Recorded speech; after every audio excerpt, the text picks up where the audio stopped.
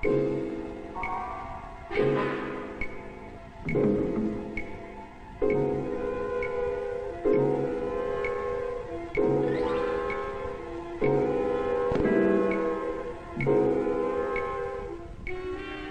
one magical, haunted evening each year when all the scary creatures come out to prowl through every neighborhood. But here's the scariest monster of all. Do you know why? This little witch doesn't know it, but she's taking some frightening chances of being hurt, maybe badly hurt. Her costume is very, very dangerous. Can you see the things that make it dangerous? What about that mask?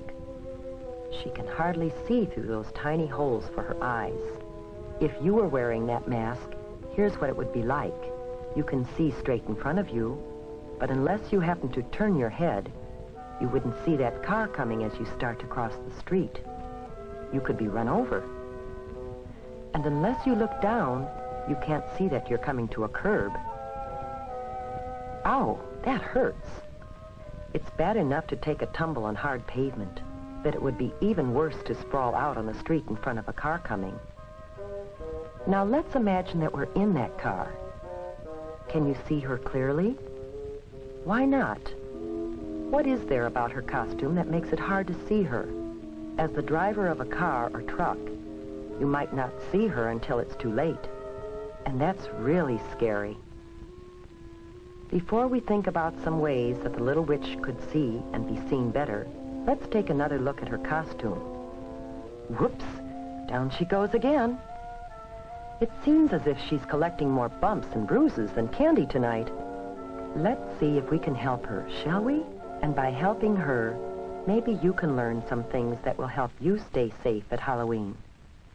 First, we need to turn back the clock and start this whole evening over again. One of the problems with this costume is that it's too long. It's too easy to trip over a long, full skirt. So we can shorten the skirt. You should always shorten any skirt, pants, slacks, or cape that is too long or floppy. Now, the broom. That's a clumsy thing to carry, and it's something that you're likely to trip over in the dark.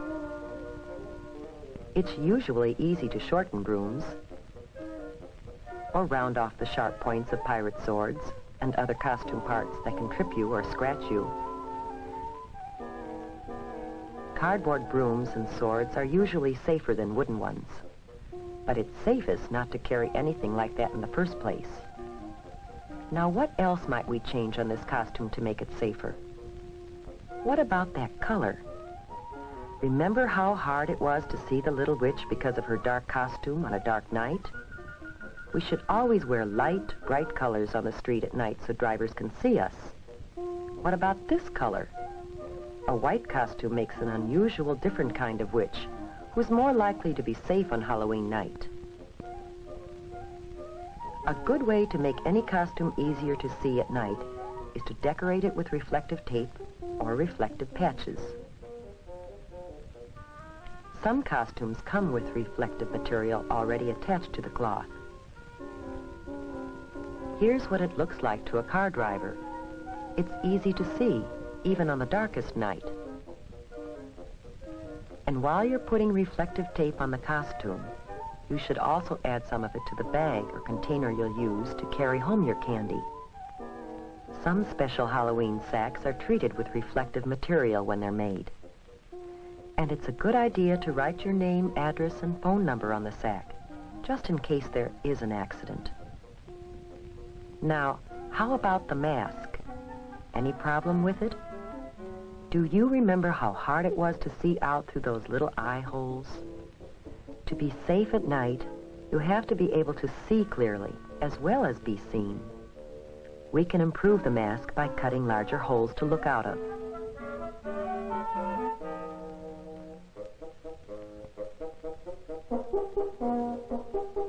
There, that's better, but there is an even safer way. You can simply not wear a mask. Oh, you think you need a mask to disguise yourself? Well, Just watch what you can do, with a little help from your parents and some scraps of cloth or old clothes from around home. An eyebrow pencil, different colors of eyeshadow, rouge, lipstick, an old mop or wig, some wax teeth, maybe some clay and food coloring, and a few other odds and ends. You'd be surprised what you can turn yourself into.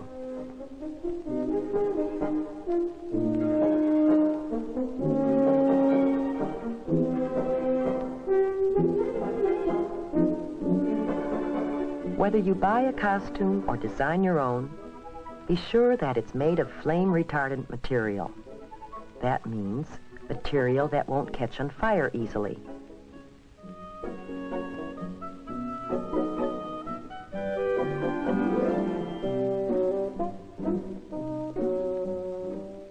Now our little witch has turned into a beautiful princess, and her new costume is much safer.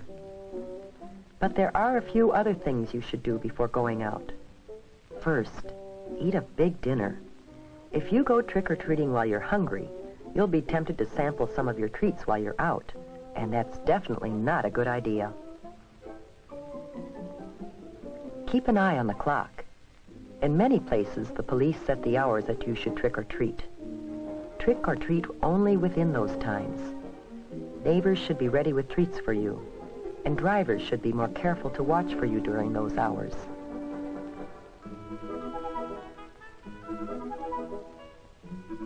Make sure you carry a flashlight when you go. The light will not only help you see where you're going in the dark, but it will also make it easier for others, including drivers, to see you.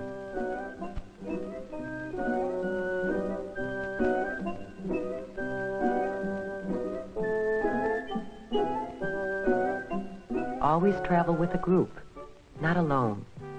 It's safer still to have a parent along to keep an eye on things. And of course, you should always walk. Riding a bicycle at night is always dangerous, but it's even more dangerous to try to ride in a costume at night.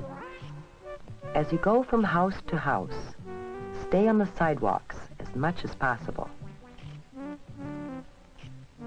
If you have to walk in an area where there are no sidewalks, walk as far off the roadway as possible and face the traffic. That way you can see what's coming and get out of the way if you have to. Cross streets only at brightly lighted corners, not in the middle of the block, and never between two parked cars.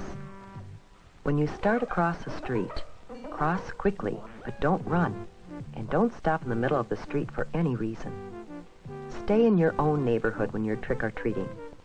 Your neighbors are probably hoping to see you in costume on Halloween, and it's safest to visit people you know. If you don't know the people very well, don't go into their homes. Most people enjoy having trick-or-treaters come to their doors, but there are a few people who will do things to hurt kids. They might put sharp or hard objects in candy and apples, or they might put something on fruit or gum that could make you sick if you eat it.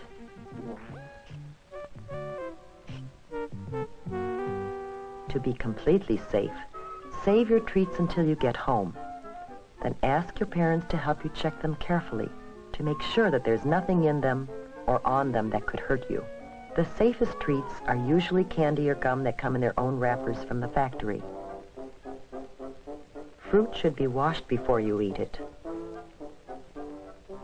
And all candy bars and fruit should be sliced so you can be certain that there is nothing hard or sharp inside that could hurt you. If you're not sure whether something is safe or not, don't take any chances. Throw it away. But let's get back to the fun part of Halloween with the princess and her friends.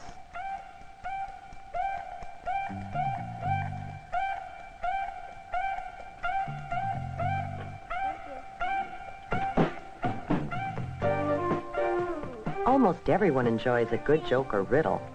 What's your trick? What you guys eat for breakfast? What? Ghost toasters. What's a wiener when you take out its inside? What? A Halloweener. Where does Dracula keep his money? Where? In a blood bank. Here, have some candy. However, some practical jokes and pranks aren't so funny. If you should break something, it wouldn't be very funny to the owners or to your parents, who might have to pay for it. So keep your jokes funny and harmless.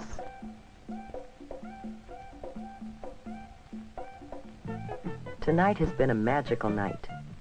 We saw a scary monster changed into a beautiful, happy, and safe little princess. How about you?